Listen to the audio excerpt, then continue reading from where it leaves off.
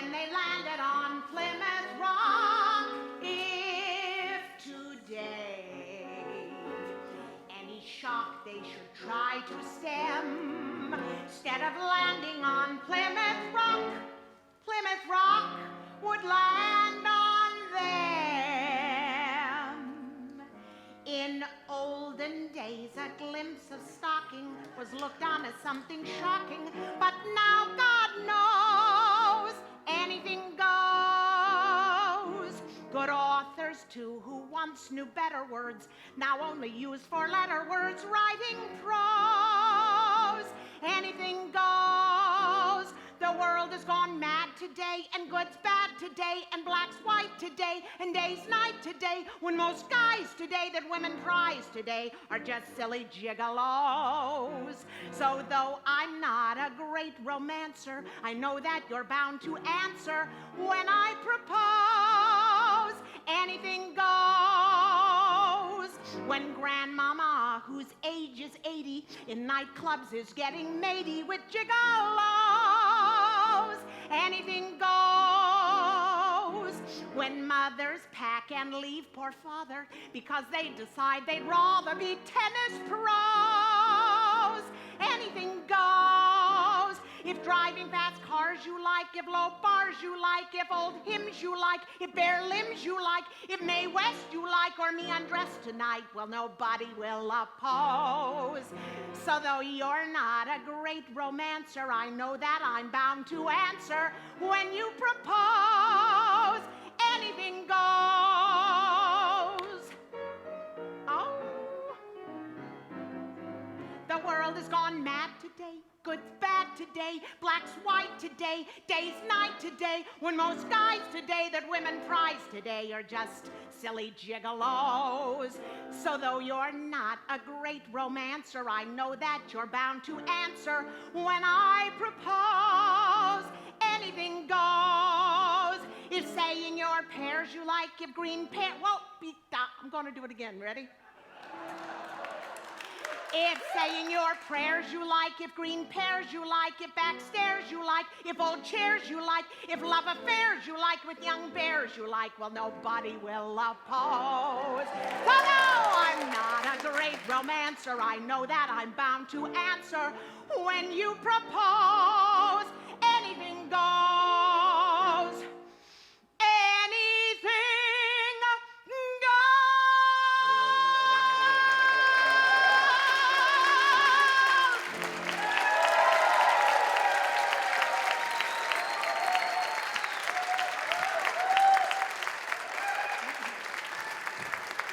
Klea Blackhurst. Sean Hartley. Hi. Thank you for coming tonight. Welcome to Broadway Close-Up. This season we've been looking at musical theater history from a number of different angles, and tonight's program is very personal to me because we're going to be taking it from the perspective of lesbian and gay history.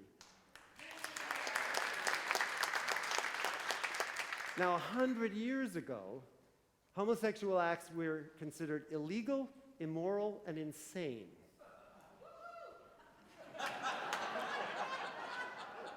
But times have changed, as Klea said. Now, we maybe haven't made all the progress we want in terms of full acceptance and full rights, but by and large, the progress in the last 100 years has been astonishing. You can basically divide gay history in this country into two eras, the BS era and the AS era, before Stonewall and after Stonewall. And the basic difference between the two is visibility.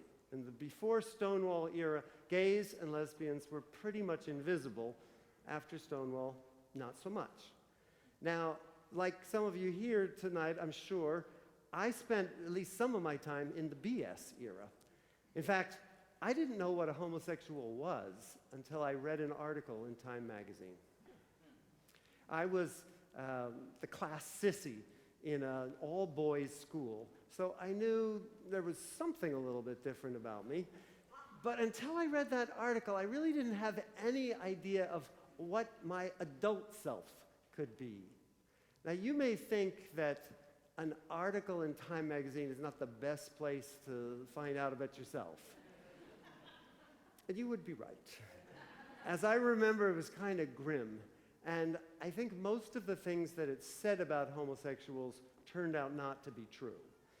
But I thought about that article when I was preparing for this program tonight. And it made me think, what does it mean to be gay? I mean, what do gay people have in common? What do lesbians have in common?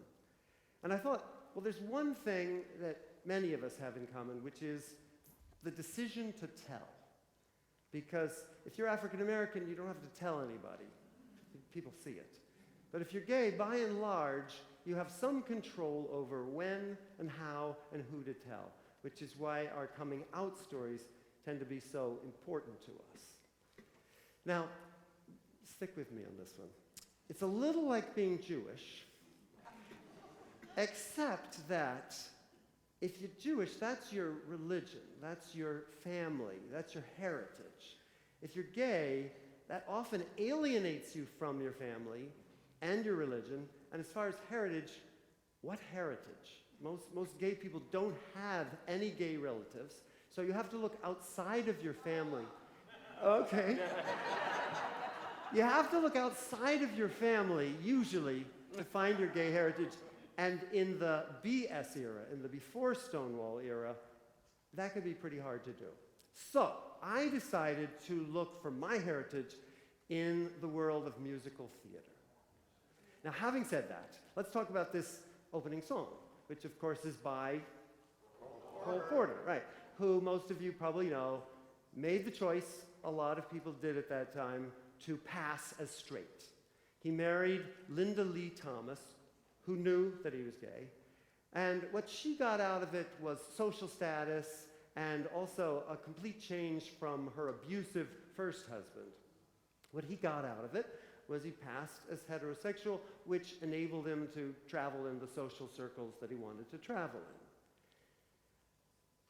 in. Now, in 1934, when he wrote that song, he wrote the words, "The world has gone mad today, and good's bad today, and black's white today, and day's night today." And that really referred to the social upheaval that had been caused by the Great Depression. And he rewrote those lyrics a number of times in the early days. And the first set of lyrics actually had a lot of references to wealthy families that had lost their money. There was one line that went, "And that gent today, you gave a cent today, once had several chateaus."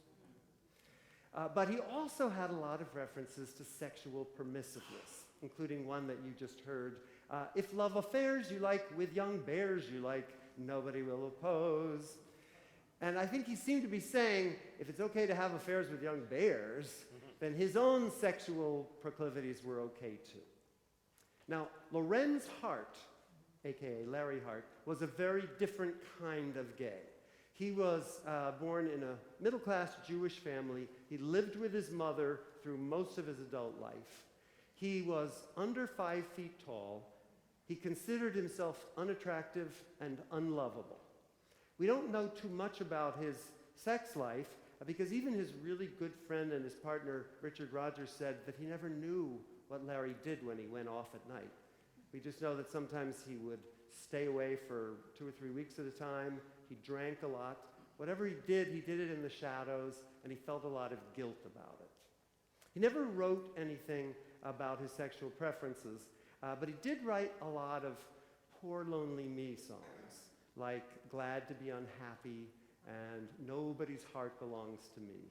And we were going to do one of those to represent him in this show, but then we came upon this little oddity from the Boys from Syracuse. How many people know the Boys from Syracuse?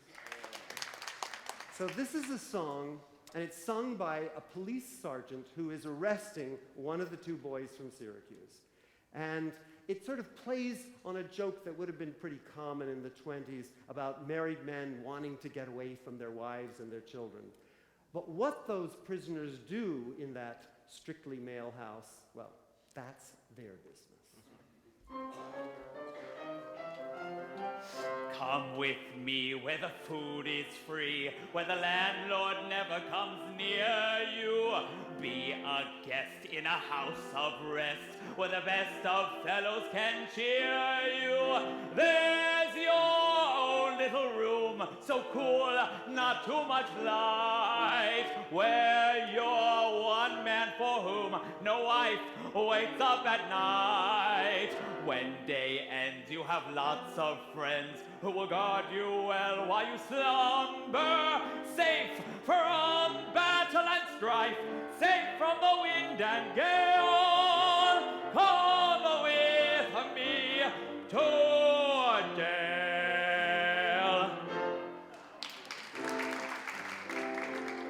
You never have to fetch the milk or walk the dog at early morn. There's no get up, you're late for work while you rest in the pearly dawn. There's never bored by politics.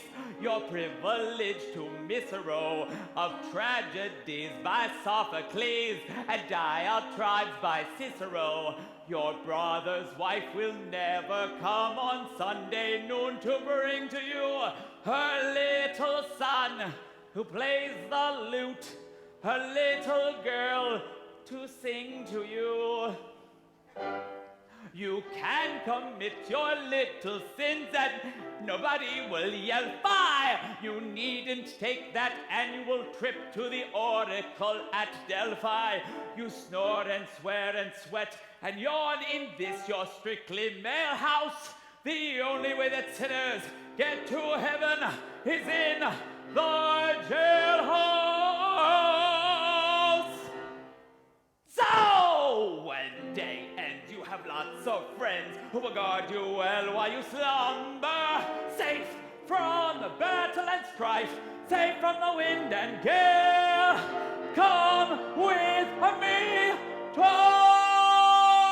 jail.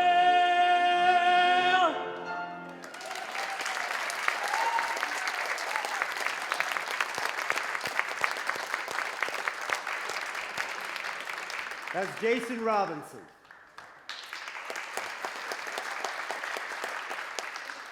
So while Cole was passing his straight and Larry was hating himself, Noël Coward was a different kind of gay.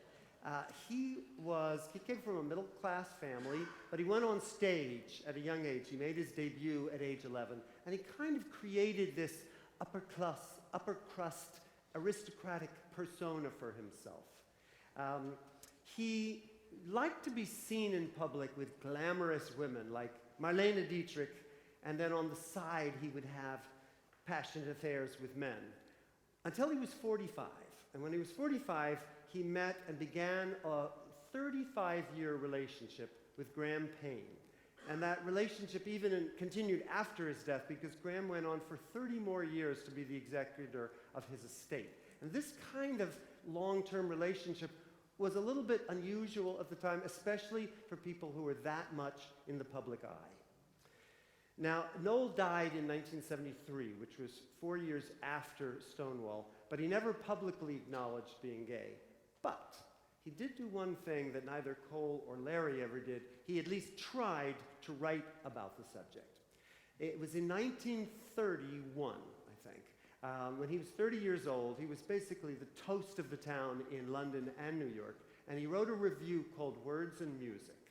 And one of the hit songs was sung by two women who were both infatuated with a film star. But in the original draft, which his producer insisted that he cut, there was a third character who was also a fan.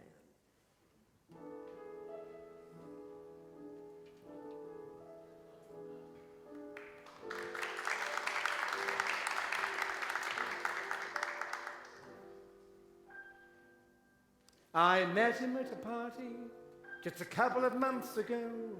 He was rather over-hearty and ridiculous, but as I'd seen him on the screen, he cast a certain spell. I basked in his attraction for a couple of hours or so. His manners were a fraction too meticulous. If he was real or not, I couldn't tell. But like a silly fool, I fell. Mad about the boy. It's most peculiar, but I'm mad about the boy. No one but Dr. Freud could have enjoyed those vexing dreams I've had about the boy. When I told my wife, she said she'd never heard such nonsense in her life. Her lack of sympathy embarrassed me and made me somehow glad about the boy. My doctor can't advise me. He'd help me if he could. 3 times he's tried to psychoanalyze me, but it's just no good. People I employ have the impertinence to call me Mernaloy. I rise above it, simply love it, for I'm absolutely mad about the boy, mad about the boy, mad about the boy. Love it!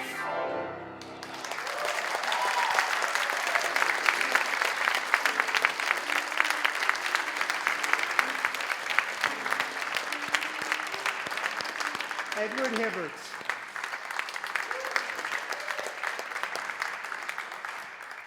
So in the 50s, along came another crew of gay writers, Stephen Sondheim, Arthur Lawrence, and Leonard Bernstein, who followed the Cole Porter model of being married but having affairs with men on the side. But when the 3 of them got together to write West Side Story, they couldn't write a gay character, or could they? Do you remember Anybody's? Anybody's the tomboy who wants to join the Jets, but they won't let her because she's a girl.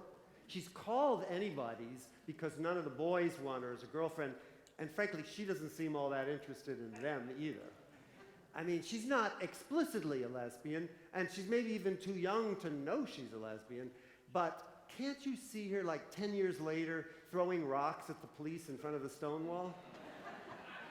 Yes, I'm reading into this work something that the writers probably didn't intend, but basically, if you're looking for gay history in the 50s and 60s, that's what you have to do. Now, a little bit of a non sequitur here, but when did Broadway musicals become gay? I mean, in the 40s and 50s, musicals were good, red-blooded entertainment, and they were just as popular with men as they were with women.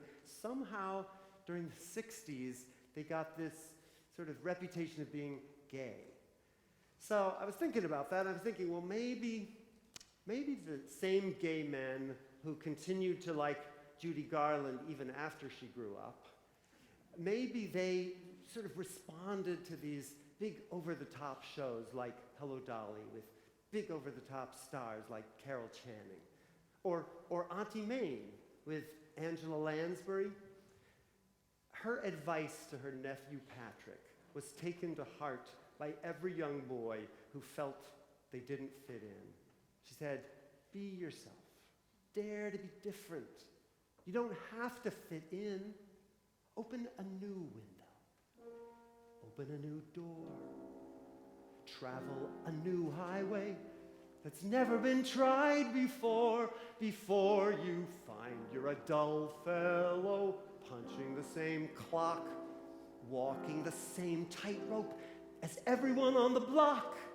The fellow you want to be is three-dimensional, soaking up life down to your toes. Whatever they say, you're slightly unconventional.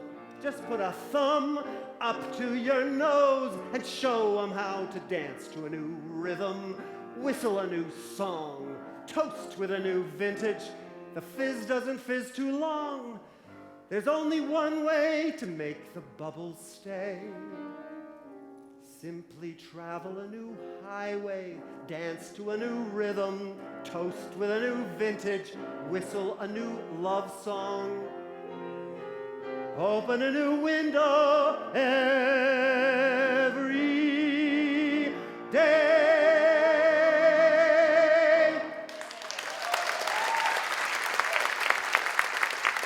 Thank you. Were you surprised when I started singing? Good. All right. Well, Stephen Sondheim and Jerry Herman, who wrote that song, I think of them as transitional gays because they began their careers in the closet, and then sometime around the 80s or 90s, they began to be a little more open with their sexual preference. But, you know, people nowadays, I think, underestimate the pressure back then of staying in the closet.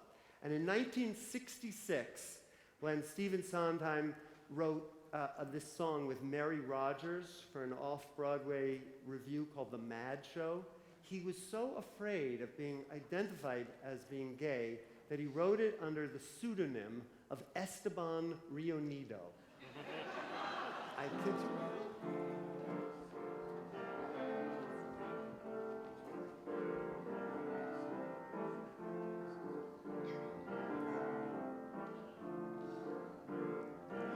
Tall and slender like an Apollo, he goes walking by. I have to follow him, the boy from Tacaremba, La Tumba del Fuego, Santa Malippa, Zacatecas, La Junta del Sol y Cruz. When we meet, I feel I'm on fire and I'm breathless every time I inquire. How are things in Tacaremba, La Tumba del Fuego, Santa Malippa, Zacatecas, La Junta del Sol y Cruz? Why, when I speak, does he vanish? Oh, why is he acting so clannish? Oh, I wish I understood Spanish.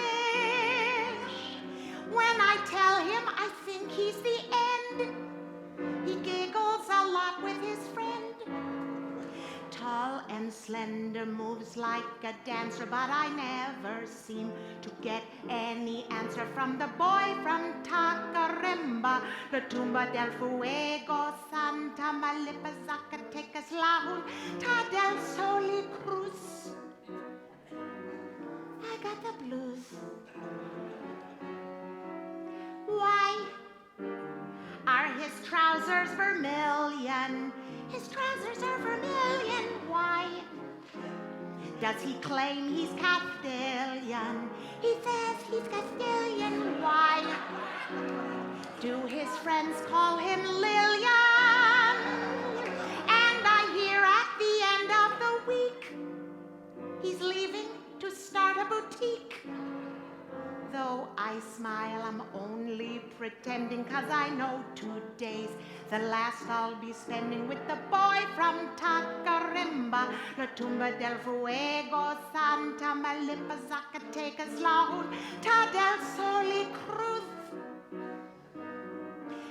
Tomorrow he sails.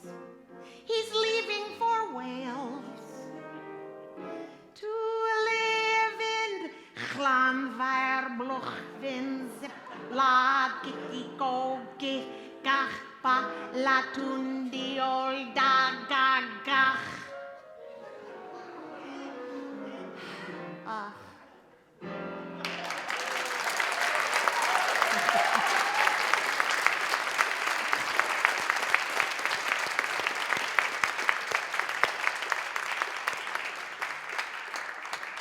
So here we are in 1966. We still don't have any gay characters on Broadway, but there is a fair representation of gay people in other mediums, in books, a little bit in the movies, off-Broadway, and even in some Broadway plays. Like Tennessee Williams referred to homosexuality in 3 of his major plays, Streetcar Named Desire, Cat on a Hot Tin Roof, and Suddenly Last Summer. But let's just examine for a minute what happens to those characters, okay? In Streetcar, Blanche's first husband, Alan, shoots himself. Skipper, Brick's buddy in Cat on a Hot Tin Roof, shoots himself. And Sebastian Venable gets eaten by the young boys he's trying to pick up. And it's not much better for the lesbians. In A Children's Hour by Lillian Hellman, Martha hangs herself just because she's been suspected of being a lesbian.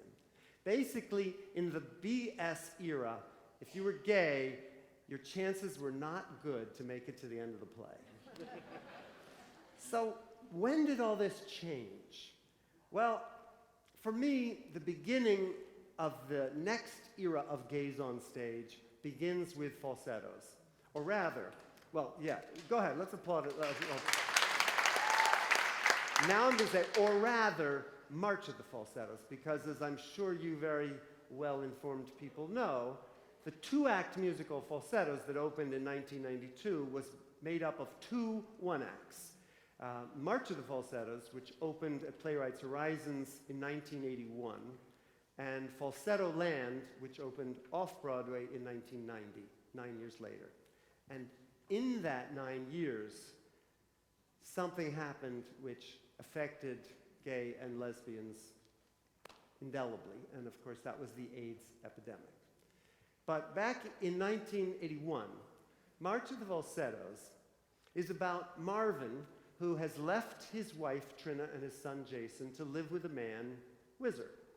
Now, in the BS era, a BS playwright would probably have focused on what an agonizing decision that was for Marvin, how humiliating for Trina, and it probably would have ended with Marvin shooting himself. But in the AS era, he starts after it's already happened, and he focuses on how the characters deal with the situation and struggle to form a new kind of family. And rather than show how different gay people are, Bill Finn really shows that Marvin and Winther fight about the same stupid things as any other couple.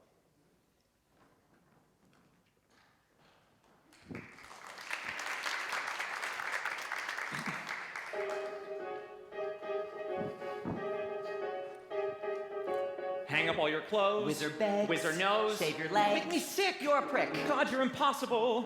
We've been together for 9 months. 10 months. 9 months. 10 months. 9 10 months. We are the salt of the bourgeoisie. When I put the steak in, I bring home the bacon, and we're proud to say we love it, how we won't. Don't agree.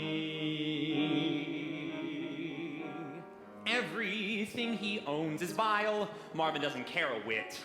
Marvin doesn't share my devotion to style. Men from France can cancel a debt. Men in cufflinks make me forget my name. I intend to upset this regrettable game. Winther takes me by the neck. What is this, a poly blend? Winther has unlimited knowledge of Drek. Send me flowers. Mention is made.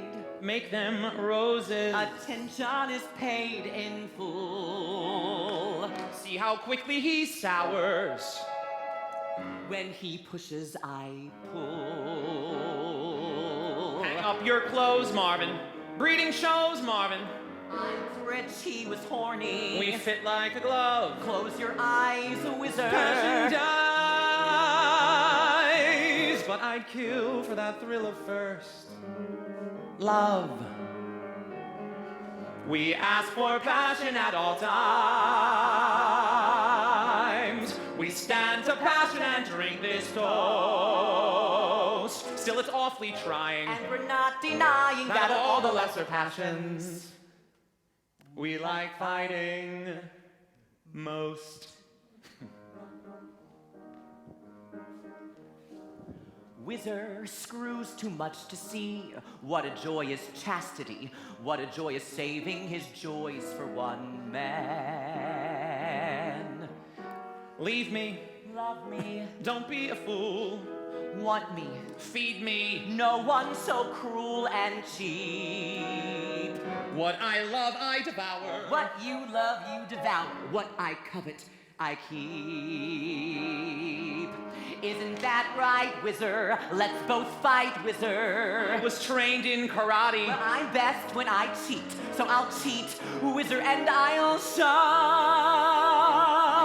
But I'd kill for that thrill of first love. We've been together for 9 10 months. We've been 9 together months, for 9 10 months. In fact, we've almost survived a year. True but who is counting? We're too busy mounting a display of our affection. That is so sincere.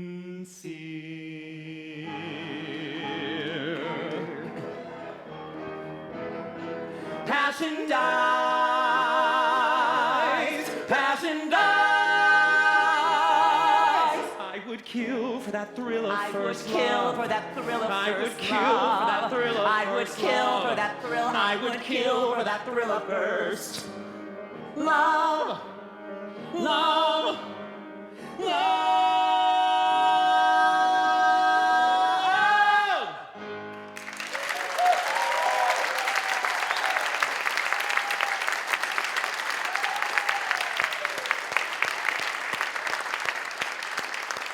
That's Nick Adams as Winther and Nick Cearley as Marvin.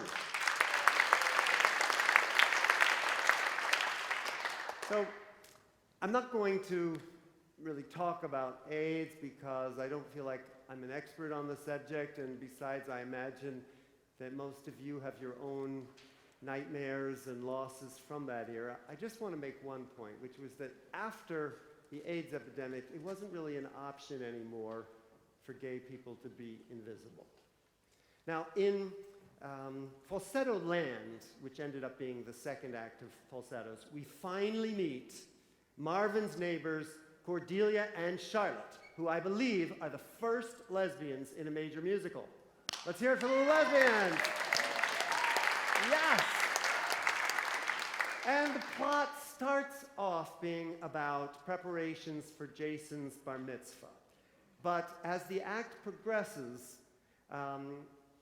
it becomes covered over by the shadow of AIDS. And by the end, the plot is really about how this extended family is going to handle the fact that something bad is happening. In the most extraordinary moment from this very extraordinary musical, Winther is in the hospital dying of AIDS. Marvin is not dying, and they are visited in the hospital by Charlotte and Cordelia. Who'd believe that we two would end up as lovers? Do you want me to reply? Him and me, you and I, passionately lovers. Please don't get morbid. Right. It's just Don't fight. that I haven't died Just yet. stop it. I'm sick, but kicking. Jeez. All right. Louise. Good night. I'm staying here in this spot, whether you want me to or not. I'm staying. Here I am by your side, one old horny lover. Please go home and don't be scared. What's the fuss? I'm not scared. What good is a lover? Who's scared? Hit me if you need to. Slap my face or hold me till winter. Oh, baby, please do. I love you too, my lover. Marvin, just go home and turn on TV. Drink a little something till you're dead. Think of me around, sleeping soundly in our bed. Marvin, did you hear what I said?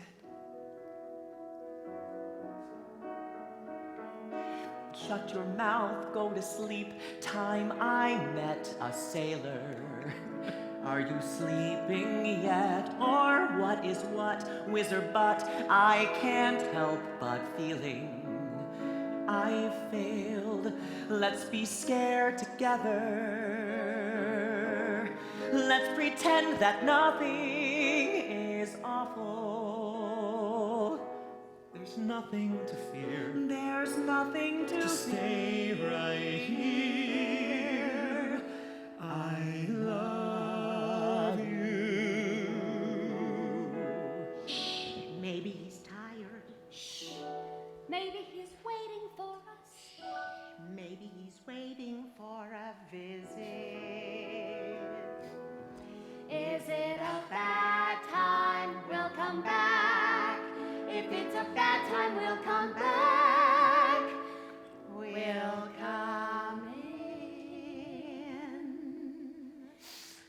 Look at us, four old friends, four unlikely lovers. We don't know what time will bring. I have to. Let's look like we haven't, and each say nothing. Sky.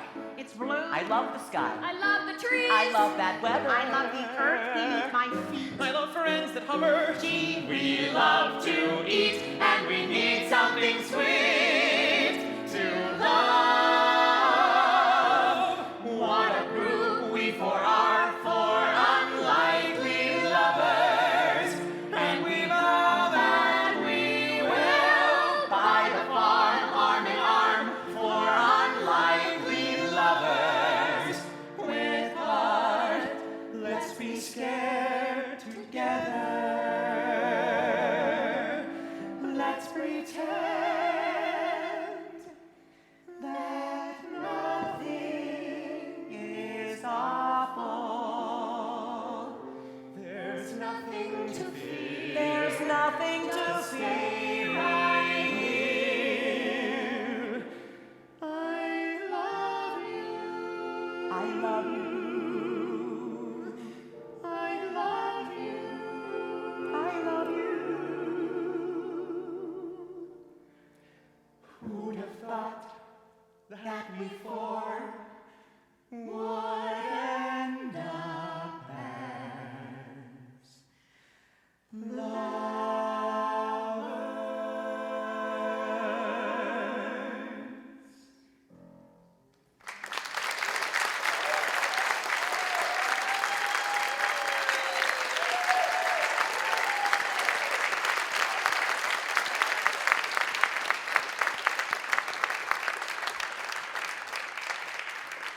Well, you've met the others, but that was Beth Malone as Cordelia.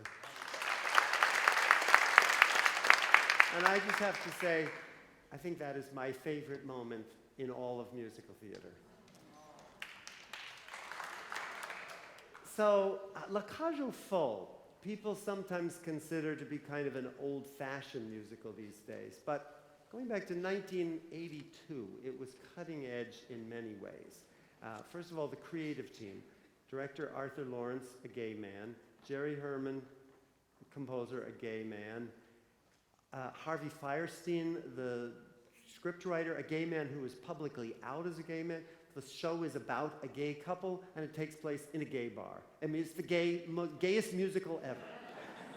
And, you know, the producers were really concerned. And they thought, are straight audiences going to go to this show?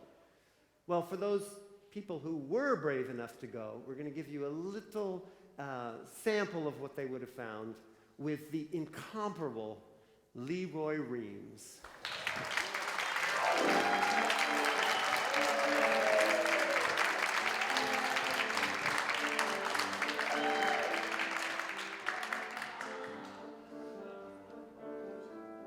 Takes a man to wear a boa like this. Well, if you can't hide it, decorate it.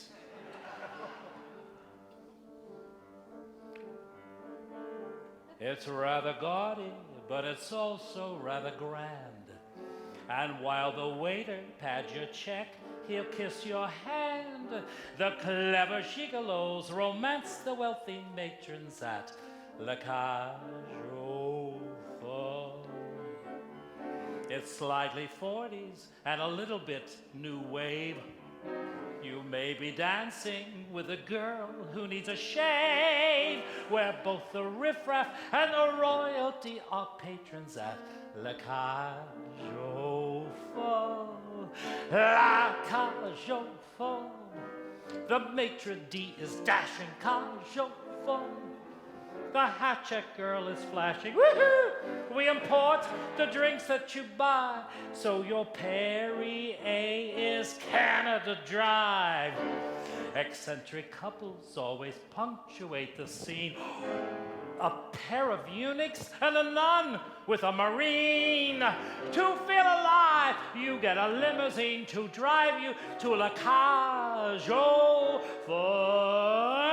Here tonight at La Cage aux Folles, the stars of yesteryear are alive and well. Meet Mae West. Oh, yeah. I'm so glad you came up to see me here tonight. At La Cage au Fall. Is that a program in your lap, honey, or are you just glad to see me? Hello, tall, dark, and handsome. Remind me of a cowboy I used to know in Texas. Oh, yeah. I used to have a cattle ranch in Texas, but I had to sell it. I couldn't keep my calves together.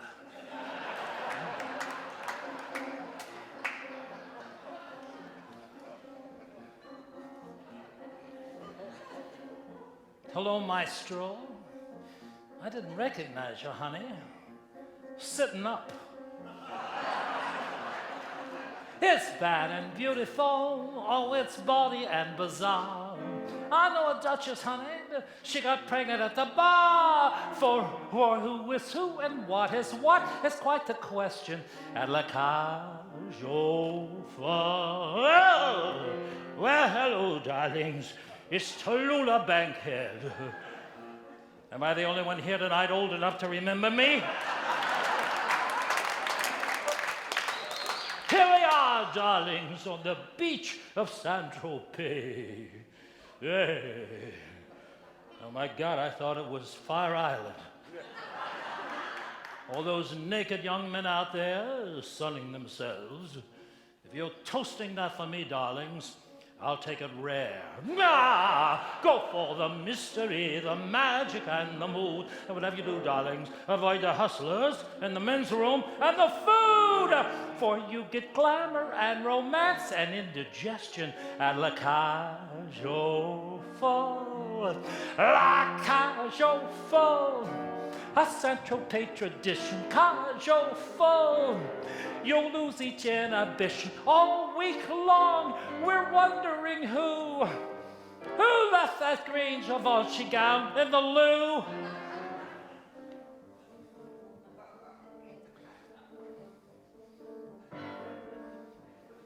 One more time, maestro.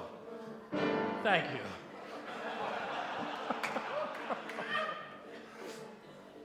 Hello, it's Marlene Dietrich. Do you remember me from the war? I remember you. And that foxhole, the glory hole.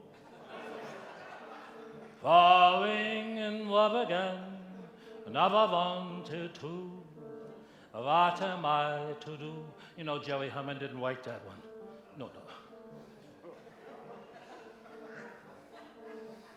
You like my ways? Only one way better looking than this way. And it's this way. You go along to have the evening of your life. You'll meet your mistress and your boyfriend and your wife. It's a bonanza, it's a mad extravaganza at La Cage au Fall. You cross the threshold and your bridges have been burned. The bar is cheering for the Duchess has returned. The mood's contagious, you can bring your whole outrageous entourage. It's hot and hectic, effervescent and eclectic at La Cage. Oh, for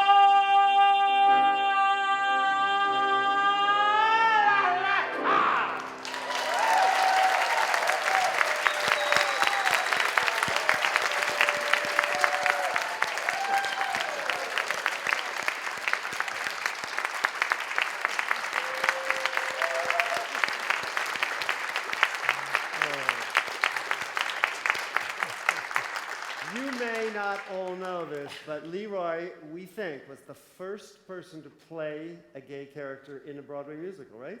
Yes, well, it was hinted in other musicals, but it was the first one that was really outed. And René Auberjonois, of course, did Coco, where it was hinted, but in Applause, he actually came out, and the line that brought him out was Margot Channing says, "Well, Dwayne, how would you like to take two lonely ladies out of the town tonight?"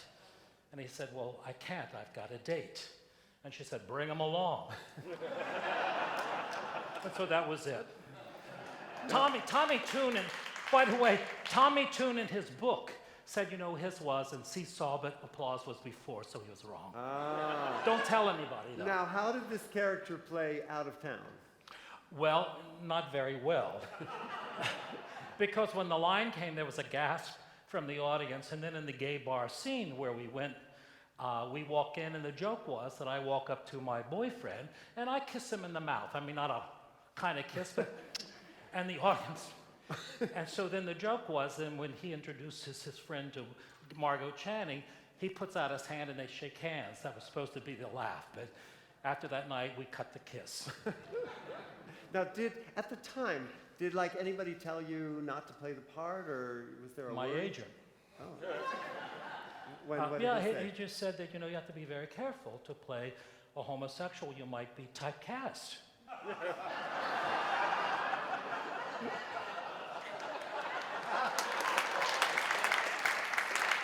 Well, it didn't happen, because you did 42nd Street after And that. I've had a dress on stage 4 times since then. So it didn't typecast me at all. All right, now speaking of dresses, you've done La Cage many times. Many times. Tell me about sort of the effect that show has on audiences. Well, the thing was that because of my relationship with Jerry Herman, Right.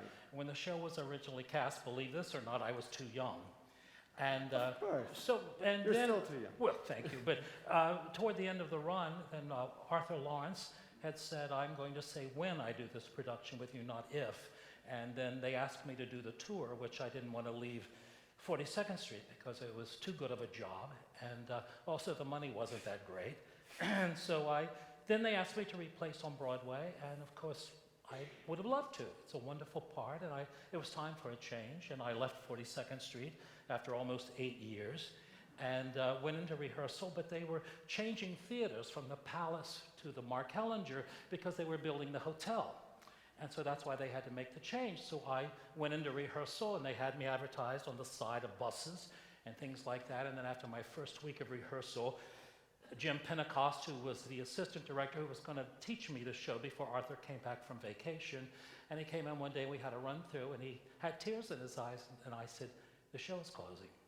He said, yes, I didn't know how to tell you. So I said, well, let's go out and have lunch, and I'll work the street and say, hey, sailor, I've got the bow and the high heels. So that was it. So I didn't get to play it on Broadway, but I was rehearsing it on Broadway, so I was part of the Broadway show. But then I got to play at a Paper Mill Playhouse after that, and they didn't make the change to the Mark Hellinger because it was going to cost $200,000 to take the show 3 blocks. And they decided with the AIDS epidemic and all of that, and not that the show was doing that bad a business, but it wasn't doing sellout like it used to. They decided to close it, and then the Mark Hellinger became a church, and that was the end of that. Yeah. But I played it many, many times, and at Paper Mill Playhouse, it was basically the Broadway show. And how do straight audiences respond to it the same as gay audience, would you say? I think once they get past what the opening was, of course now it's totally different, but I think once they get past that, and the theme of the show really comes as to who is really a parent, and at the end of the show, Dandon says, don't tell me that's your mother, and the boy says that's exactly who he is. And then he sings, look over there, and that's when it all comes together, that, being a parent has to do with the love of the child. And so it's a universal theme, and I think that's why the show plays so well. Example of that. The best review I ever got was a letter I received from a lady who said, Dear Mr. Reams, our son told us he was a homosexual, and my husband and I stopped having any contact with him. And I saw your performance last night, and we called our son, thank you. So, hey, that's what it is. Well, we're going to beg you to do one more song for My the pleasure. show.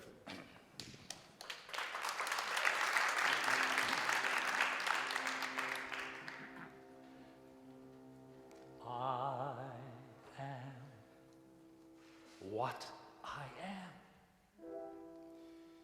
I am my own special creation. So come take a look. Give me the hook or the ovation. It's my world that I want to have a little pride in. My world, and it's not a place I have to hide in. Life's not worth a damn till you can say, hey world, I am what I am. I am what I am. I don't want praise. I don't want pity. I bang my own drum. Some think it's noise. I think it's pretty. And so what?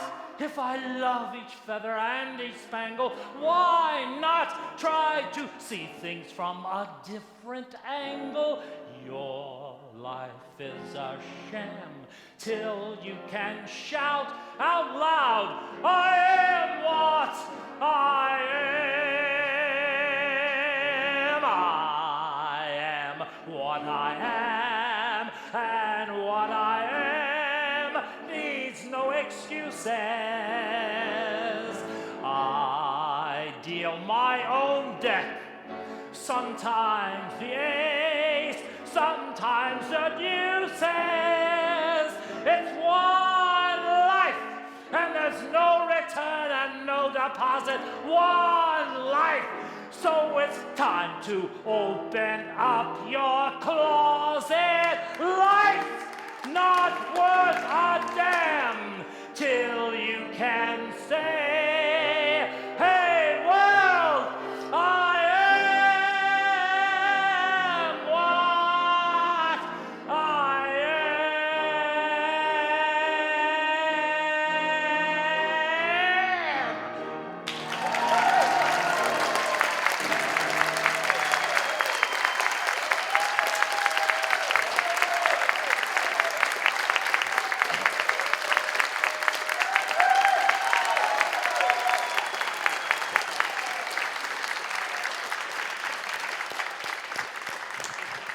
Lee Roy was the first person we asked to do this show.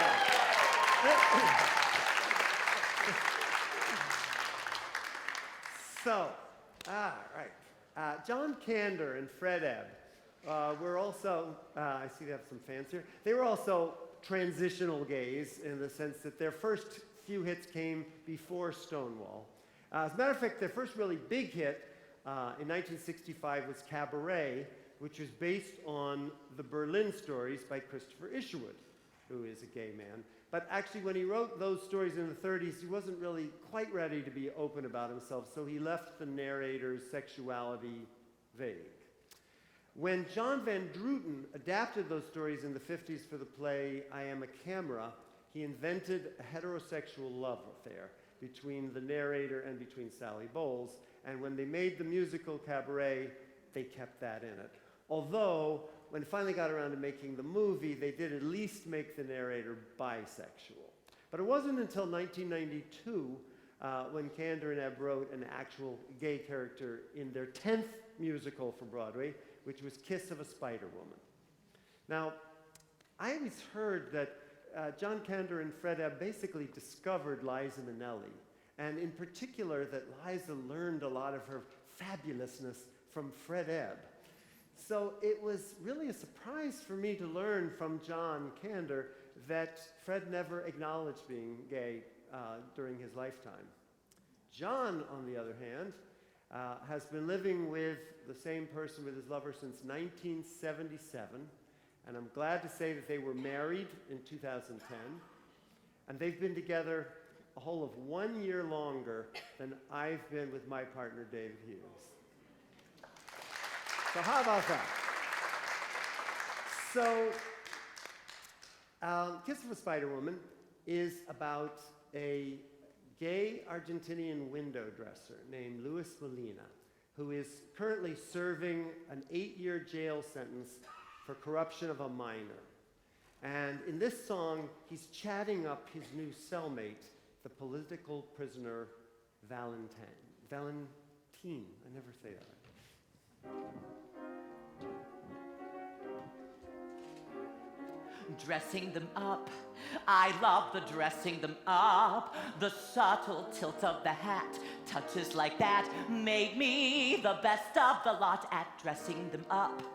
I was the cream of the crop. The way I buckled the belt, folded the felt, helped me to get where I got.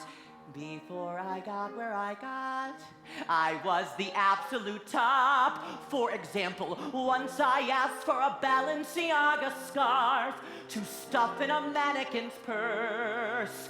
They told me no one on earth would see. I answered, no one on earth but me.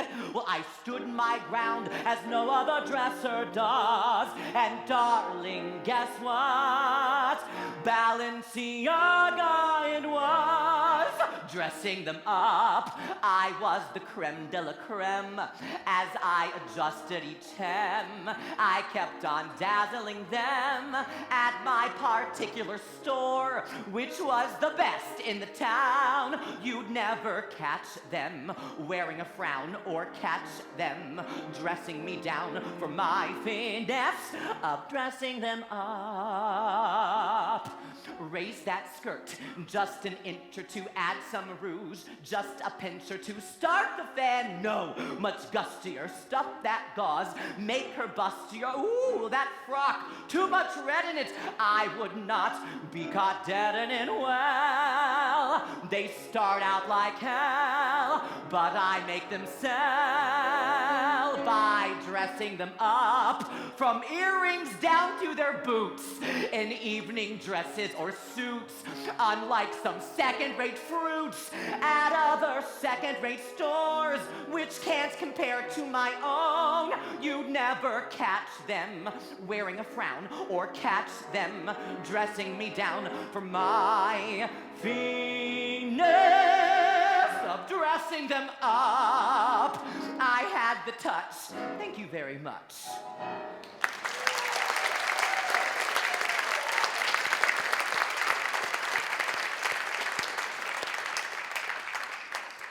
Now, you may have noticed by now that there aren't as many lesbians in musicals as there are gay men. There's this one bisexual kiss in Aspects of Love. There, of course, Charlotte and Cordelia in Falsettos. There is Joanne and Maureen in Rent. That's a great couple. There's a lighting designer and the producer, but she's not really a character. She's basically just a punchline. And then in 1999, there was the character of Madeline in Andrew Lippa's The Wild Party. And it just so happens that I have Andrew Lippa backstage, so let's ask him out to talk about that. Welcome, Andrew Lippa. Welcome to our stage. Thank you. Hello.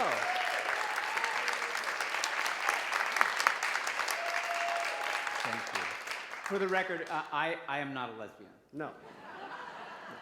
Now, I was talking a little bit before about the importance of coming out stories among gay people. Just quickly, did you have a tough time coming out with your family? I'm Jewish. Okay. It's so odd on the Upper West Side. My coming out story is going on right now. It happened just now when you talked to me in front of all of these people. And it happened on the subway today. I pulled out my phone. Many of us have smartphones that have, you have an image on your phone. And the image on my phone is of me and my partner. And it makes me very happy when I open my phone and I touch it or it sees me, whatever it does. It says, "Hello, Andrew." And I see me and my partner. And on the subway in New York City today, crammed in with a bunch of people on a seat, and I lifted the phone up and I reflexively went, like that. And I thought, wow, I wonder if that was in relation to having done this show last night and doing this show tonight. I wonder if that's something deeper, and it probably is something deeper, that I still, at 54, carry around this sadness and this pain, this sense of I'm going to be found out. I'm doing something I'm not supposed to be doing. Yeah. And often I am doing something I'm not supposed to be doing. And yes, call me. And it was probably my assistant in the audience, yeah. And when I was in college at the University of Michigan, go Blue, and I decided with my then boyfriend that we were going to tell our parents during Thanksgiving break. We were going home and we were going to tell our parents. And I was almost 21. And so my parents and I were sitting in the den watching Fiddler on the Roof on television, as you do during Thanksgiving. It was on television, so you know, of course we're going to watch it. And it gets to the sunrise-sunset scene, and you know, before the bad things happen, and my mother's quelling at the television, and she's like, "Oh, I can't wait for your wedding." You were there. And I said, "Well, Mother, that's not going to happen." And that always meant something bad. Less words, the worse it was. I said, "Well, I'm not going to get married." Clicker, volume off. Why?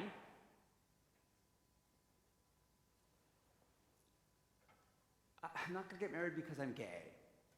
And what was surprising about it was not my mother's reaction. My mother, who is not shy and often will speak up, though she was rendered mute like the television. Would I had a remote at times. And it was my father, my beautiful, gentle, loving, kind father, who stood up and looked at me and started crying and went like this. And walked out of the room. And I don't know if that was because my father was a little gay himself, which over time we had talked about his earliest experiences in high school with boys, and my father was kind of amazing that he would talk to me about that. Wow. I don't know if it was because my sister a year prior had married her still husband 35 years later, or however many years it is, 33 years later, who's Catholic. That was a problem in my family, believe it or not. And my parents were born in 1931 and grew up in England. They were children in England during the war, and they were teenagers. My father's bar mitzvah was held underground in Liverpool. They were bombed constantly in the early 40s, and my parents had a conscious response to those other people who want to see us gone. And so they built a life, a very conservative Jewish life, where they taught their kids how to be Jews, and it didn't include marrying Catholics or being gay. And ultimately, they blamed my sister because she had a choice. Well, all right, there you have it. That's what they said, anyway. I love my brother-in-law. So let's talk a little bit about Madeline, the Yes. lesbian in the Wild Party. So tell me a little bit about how she was in the poem and how she changed. Sure. When I was writing The Wild Party, I was intrigued so deeply by this poem that had recently been republished. It was published in the late 20s, and in the mid-90s, it was republished with Art Spiegelman's incredible artwork. And it opened, Queenie was a blonde, and her age stood still, and she danced twice a day in vaudeville. And I had that tingly thing like, oh my God, I want to know more about this woman. And all of these characters are deeply, deeply flawed, really, some of them seriously bad people, and they do a lot of horrible things, and the whole thing takes place in one evening. And this character of Madeline, true, I viewed her as older than the rest of them there, and she was another showbiz type who was kind of drifting in New York City, but tried not to look like she was drifting. And I wanted to write, at this point in the show, I wanted to write a funny number. So a few months into my working on The Wild Party, I went to see a club act somewhere here in town, one of the small venues around town, And I went to see this incredible actress named Alex Corey. And yeah, Alex, I can't do my Alex impression. It comes out like Kristen Chenoweth. I can do Lippa, that's Kristen, but I can't do Alex. And Alex Corey was so fantastic, and I went to see her perform, and I went up to her afterwards, and I said, Alex, I'm working on this musical, and this was 24 years ago, and 23 years ago. And I said, I'm working on this musical, and there's this great song for you, and it's really funny, and it's this character, and she's a lesbian, and we're doing a reading this summer, and I want you to do it. She's like, is it funny? And I'm like, yeah, it's really funny, and would you do it, please, will you do it? And she goes, okay. And then I went home and wrote the song. That's true. Well, let's hear the song. Yes, please. Thank you. Bring back on Beth Malone.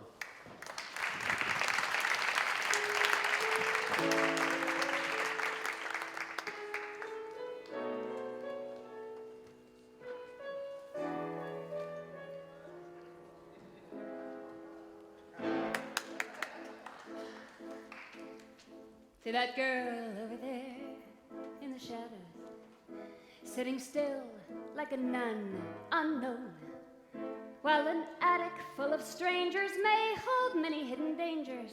There's a quality I like. She's alone. So I pause and I wink and I shudder, just to bring her attention in line. While her pastures may be greener, I can tell by her demeanor, she's mine. No. That's fine. I need a good-natured, old-fashioned lesbian love story, the kind of tale my mama used to tell, where the girls were so sweet and the music would swell, and in the end the queen would send a man off to hell. Where is that mild-mannered, old-fashioned lesbian love story where people knew exactly who they were?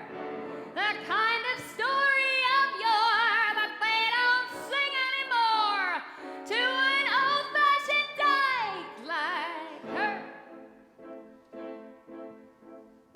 See that girl over there, how she wants me. She's a bee I could free from the hive. I would never dare deceive her. She's a very clever beaver with a quality I like.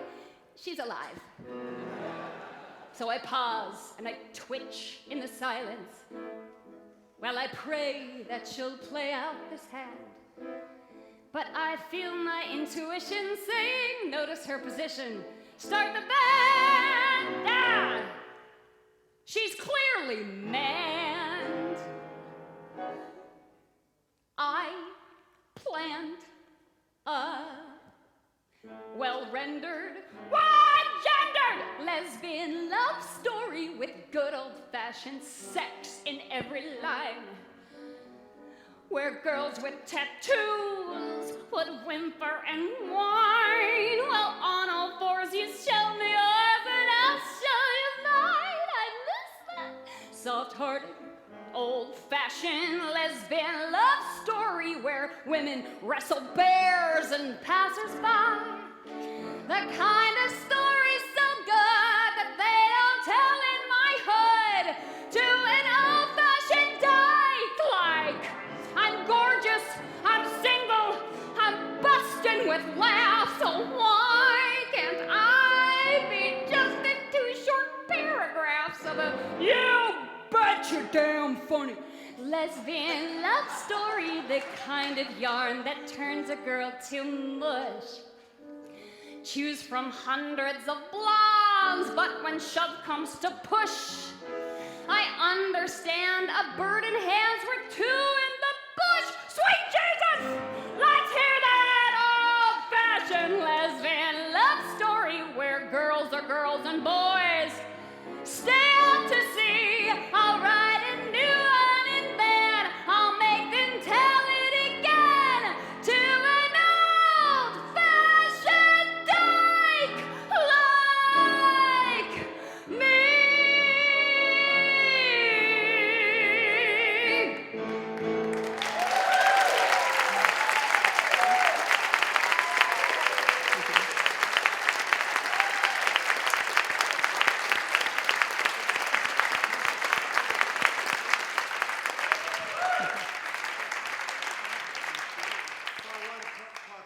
about another project that you did that maybe not everybody knows about, about Harvey Milk. Tell me about how that came about. Sure. In 2011, I was approached by the music director of the San Francisco Gay Men's Chorus, Tim Seelig, and Tim asked me if I would write a piece, about a 5-minute piece, for the San Francisco Gay Men's Chorus based on the life of Harvey Milk.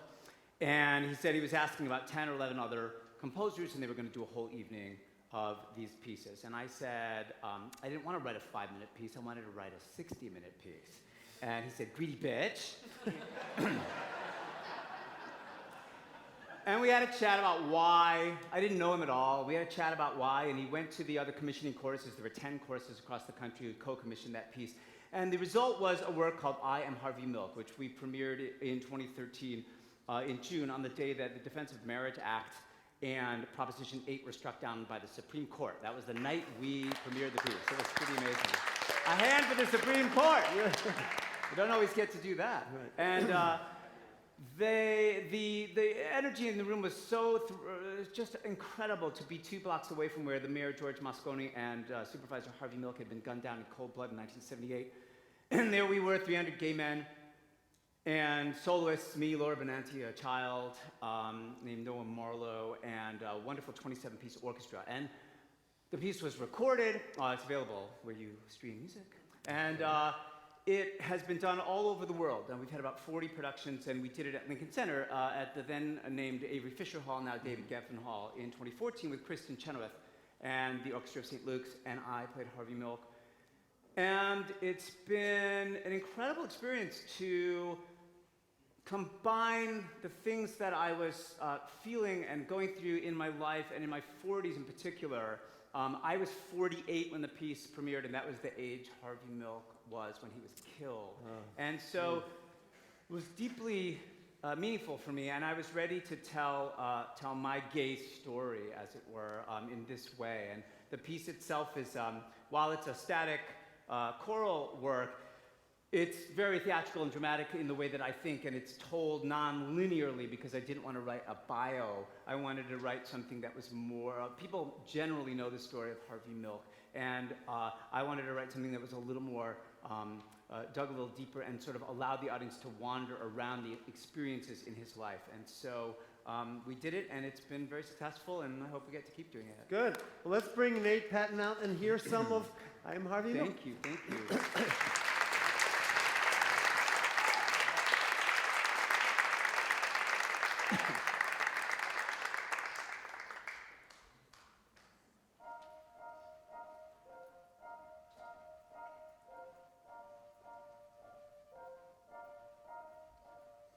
First gay man, elected to first gay man, elected to I'm that man, elected to gay and Jew, Jew and gay.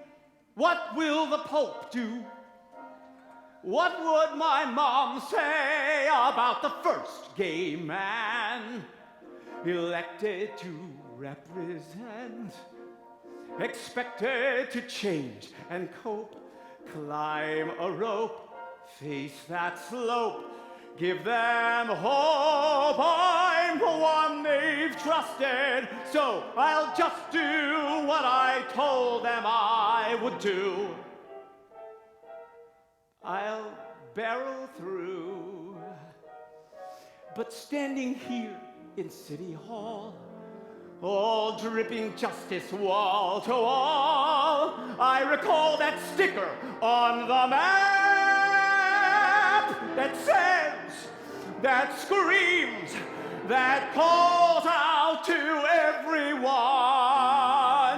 You are here, you are here, you are standing when they told you you would fall, you would fail. You would feel the crush, but you're here, you are here, and the old you can't believe it's coming true, but it's you, and without a doubt, you are here, here within these palace walls where we had once been barred. Here, within these hallowed halls, we enter proud and scarred. Some may threaten, some misquote, some may need to clear their throat, but we won the final vote. So cheer, this is our year, and you are here. You are here, you are walking when they told you you should crawl. You should cry, you should be ashamed. But you're here, you are here. You have triumphed through the fire and the cold. So behold, you are always this and only now. You are why and you are how. You are when and you are then and you are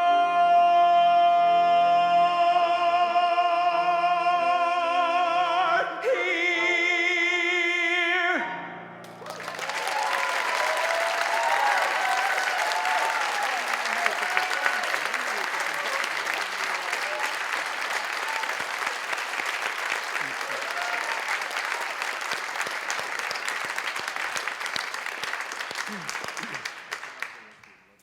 William Finn's A New Brain is typical of musicals in the AS era in that it may have gay characters, but it's not about being gay.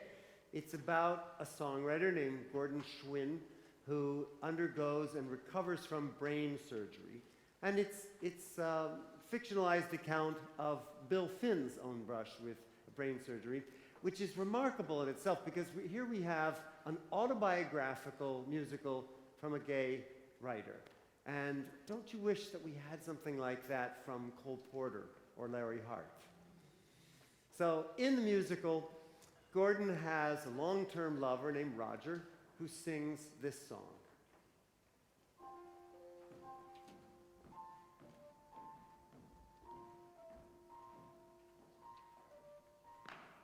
I'd rather be sailing, yes I would, on an open sea. I'd stand at the railing if I could, feeling wild and free. The sun is on my neck, the wind is in my face, the water's incredibly blue, and I'd rather be sailing. Yes, I'd wanna go sail and then come home to you. Sex is good, but I'd rather be sailing. Food is nice, but I'd rather be sailing. People are swell, but I'd rather be sailing over the horizon. And I'd rather be sailing, yes I would, on an open sea. Oh, I'd stand there inhaling if I could, feeling wild and free. The sun is on my neck, the wind is in my face, the sea is incredibly blue, and I'd rather be sailing. Yes, I'd wanna go sail and then come home to you. I'd rather be sailing. Yes, I'd wanna go sail and then come home to you.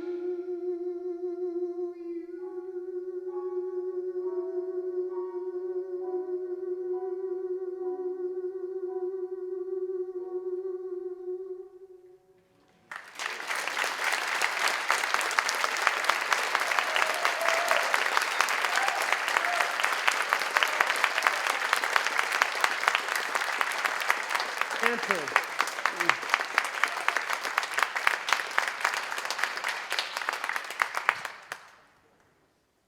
One of the most significant shows in the AS era was Fun Home,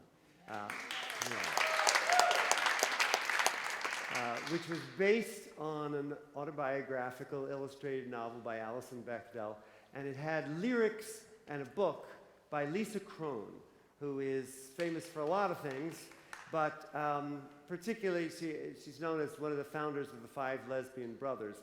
And this is really important. She is the first, as far as I know, she's the first lesbian to have a musical produced on Broadway. So it was a wonderful musical. I see some of you saw it. And we have with us, of course, the star of the original production. So I want to talk with her a little bit about it. So please, let's bring out Beth Malone. Again. Hello. So first of all, did you also have a traumatic coming out story, or was yours a little easier? You know, the point is sort of moot now, because after Adam Kantor sang "I Am Now Straight,"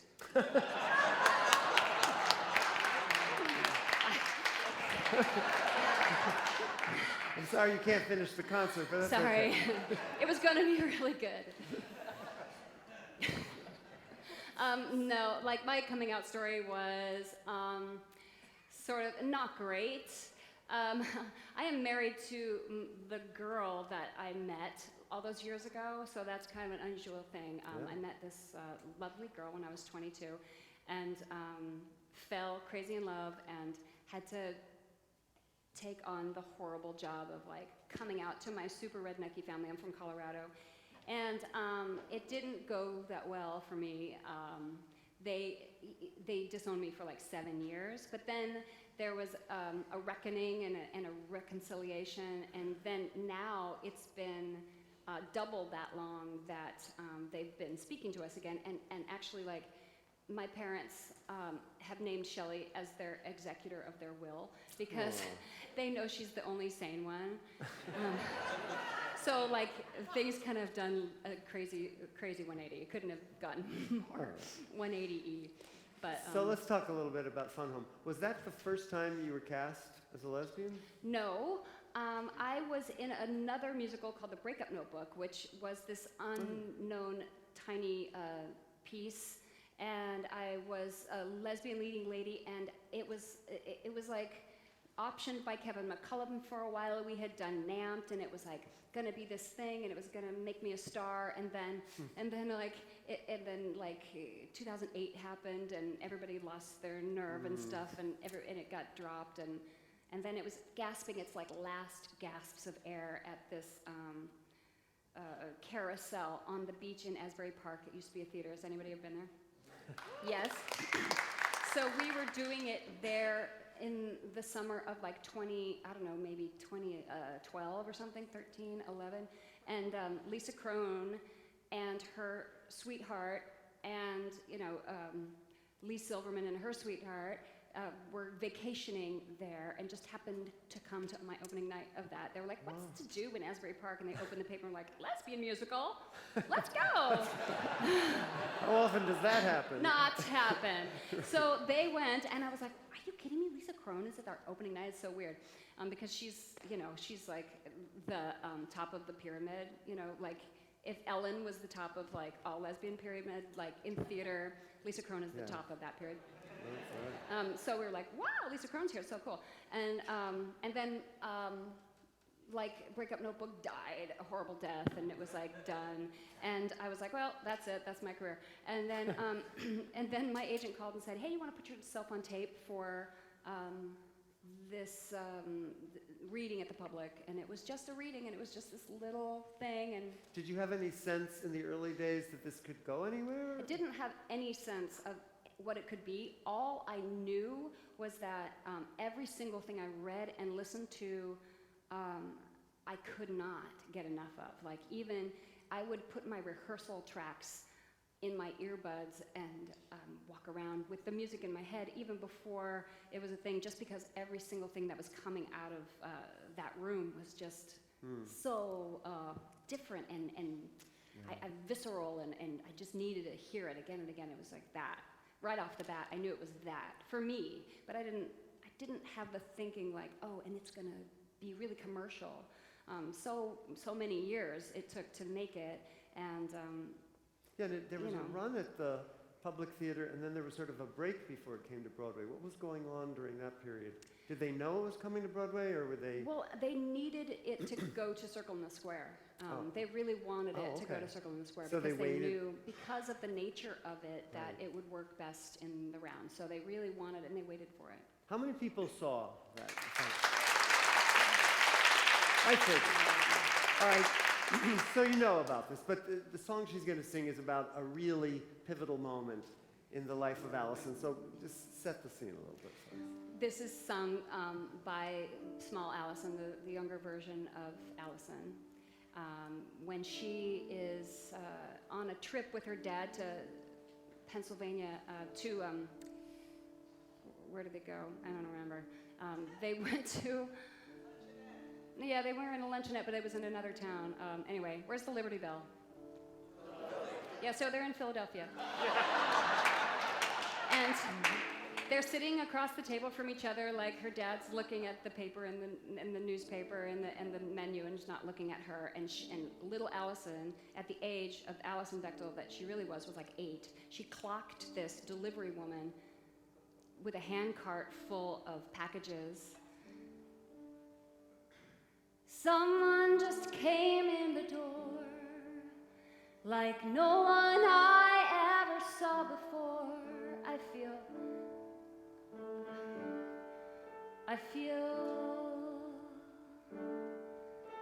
I don't know where you came from. I wish I did. I feel so dumb.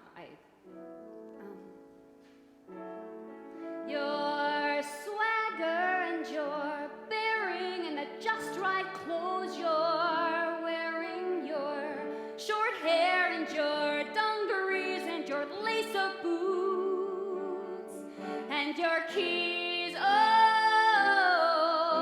your ring of keys.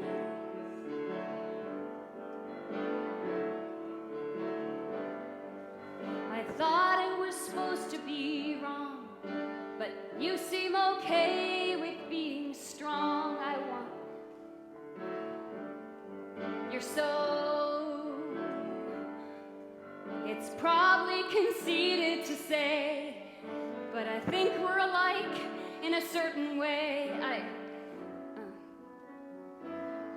Your swagger and your bearing and the just right clothes you're wearing, your short hair and your dungarees and your lace-up boots and your keys, oh, your ring of keys.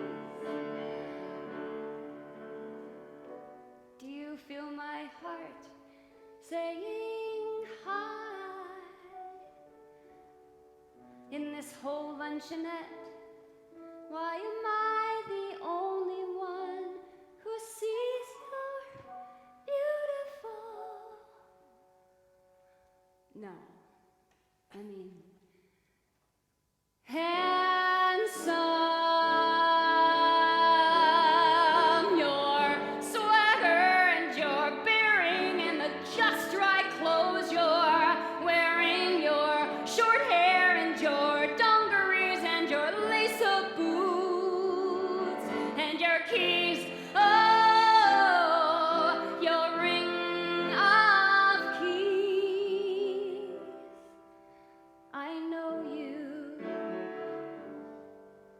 I know you. I know you.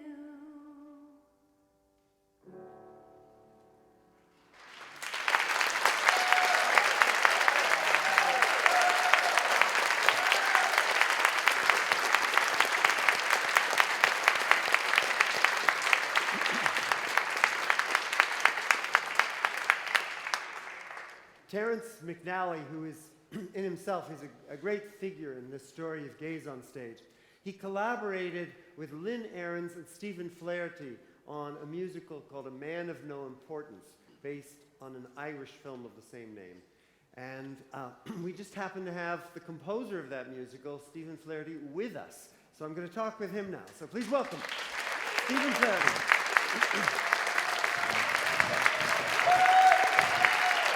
Here I am.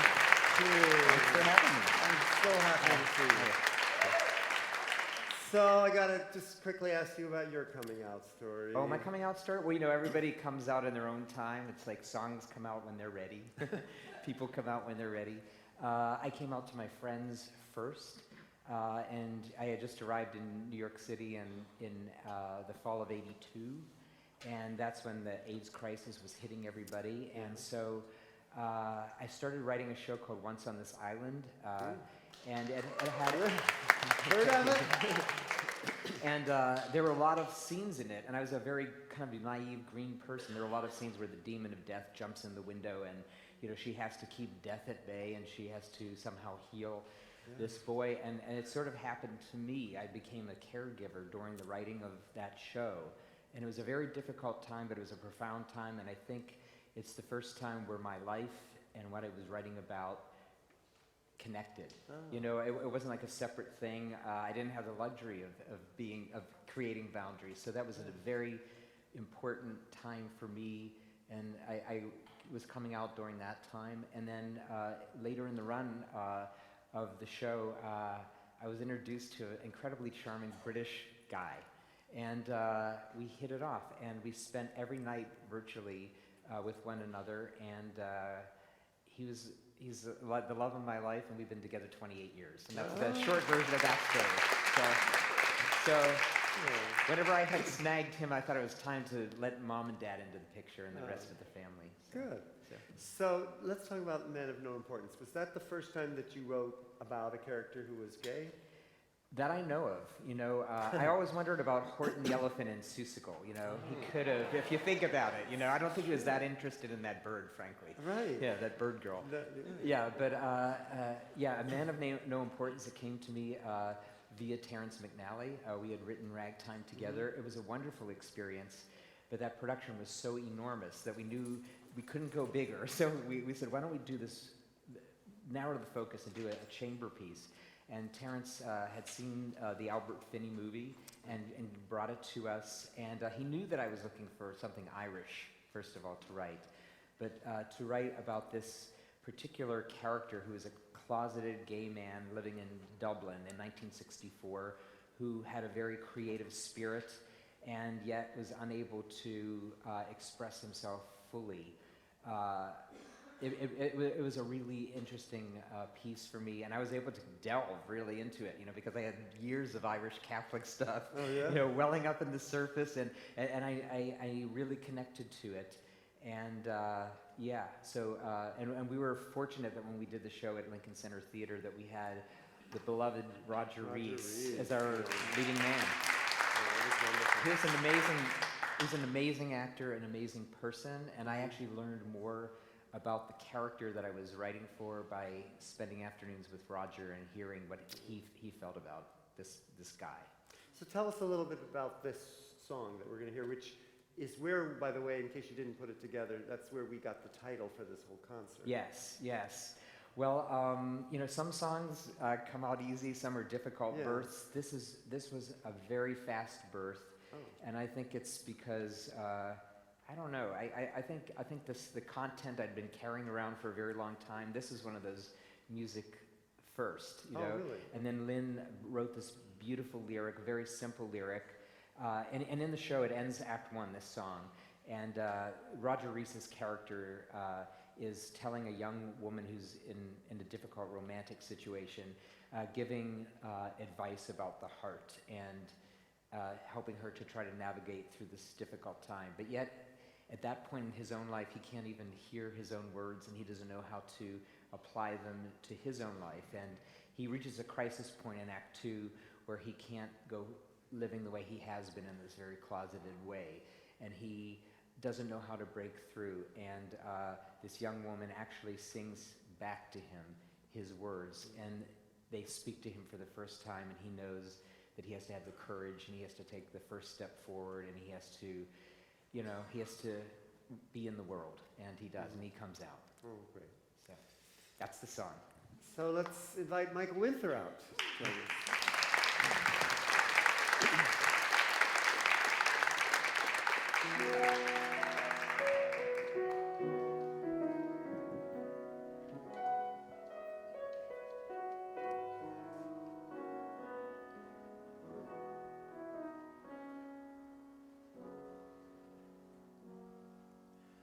I'm not one to lecture, how could I dare? Someone like me who's been mainly nowhere, but in my experience, be as it may, you just have to love who you love. You just have to love who you love.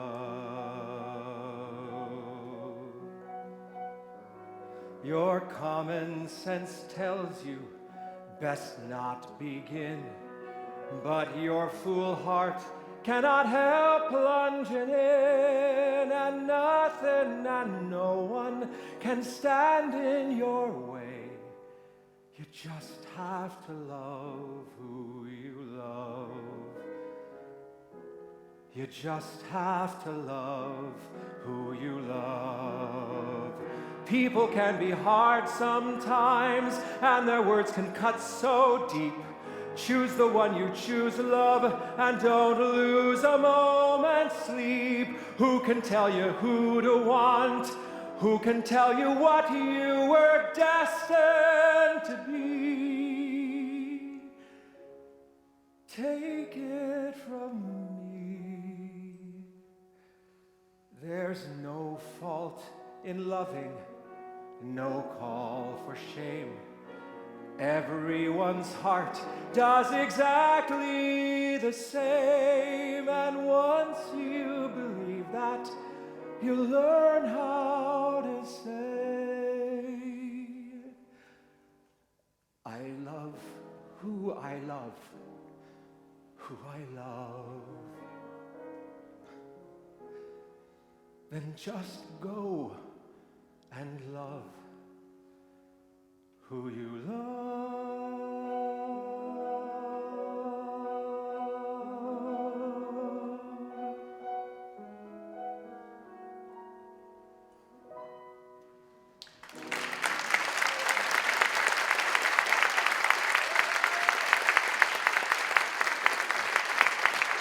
Thank you.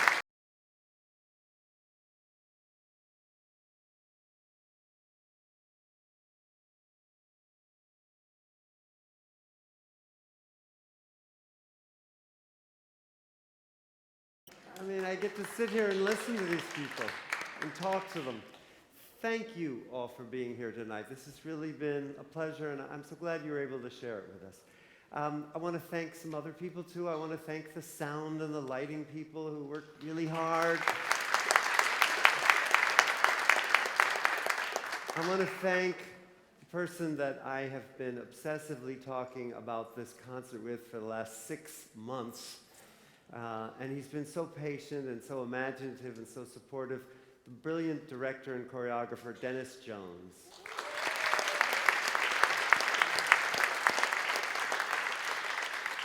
And then I have to say, this wonderful man who kept all the music together and played so beautifully, Nate Patten.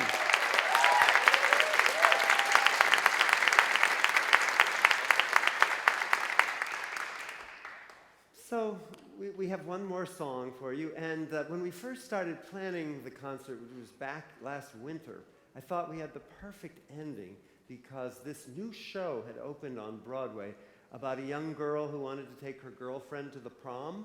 Did any of you see it? I loved that show. It was so funny and so sweet, and I was so disappointed when it closed. But then the good news came. They bought the movie rights. It's going to be made into a movie starring Meryl Streep. Did you hear this? So if you didn't get a chance to see it on Broadway, I'm sorry, but you'll get a chance to see the movie. And after all, every show has to close sometime, except for Phantom. And this show has to close. So, and I can't think of a more uplifting way to end it than with this song from the prom. So please welcome again the wonderful Beth Malone.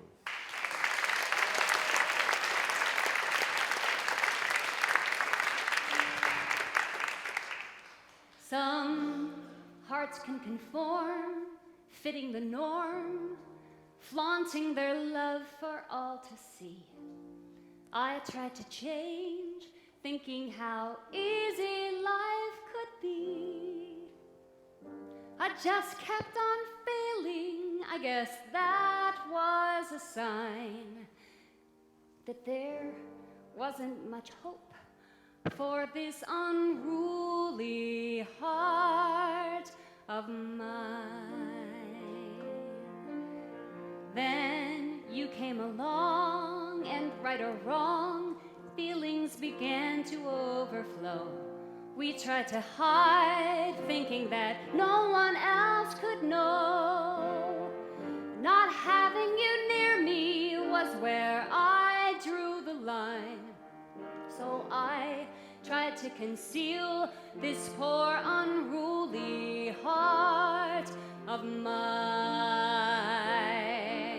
And though I don't know how or when, somehow I learned to see, no matter what the world might say, this heart is the best part of me. So fierce, all in the past, fading so fast, I won't stay hidden anymore. I'm who I am, and I think that's worth fighting for. And nobody out there ever gets to define the life I'm meant to lead with this unruly heart of mine. And though I don't know how or when, somehow I learned to see, no matter what the world might say, this heart is the best part of me.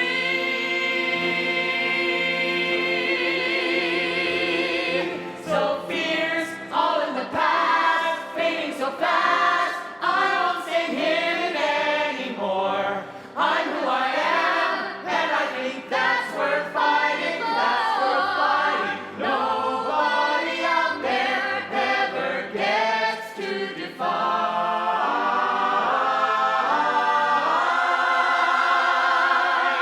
the life I'm meant to lead with this unruly heart of mine.